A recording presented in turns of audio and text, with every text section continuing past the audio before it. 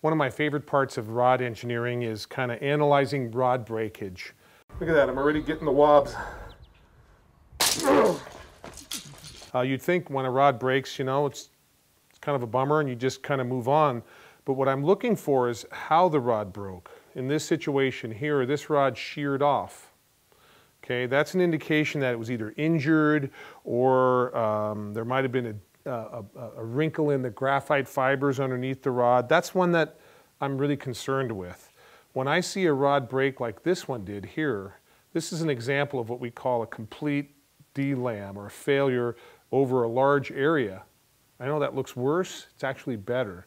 This is an indication that the amount of force it took to break a fly rod was distributed over a large area. Let's talk about what happens when a rod breaks. Let's break a couple here. When I bend a fly rod, I mean, that's already pretty nasty. This is the tip section from the 8-weight rod. What happens is the fibers, the graphite fibers on the top of this rod are being stretched. The fibers on the bottom of the rod are being compressed.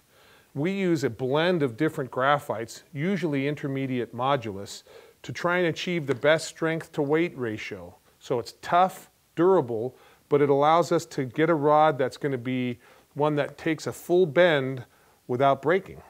Now, in this situation, if I bend this rod, all it takes sometimes is a little extra focus or a shear point, and I can take what would normally never break a rod, and I can snap a rod pretty easily.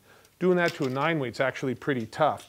If I take the tip section of a rod, I can just snap this rod all day, and that same rod will just handle tons of pressure if I bent it over a smooth curve.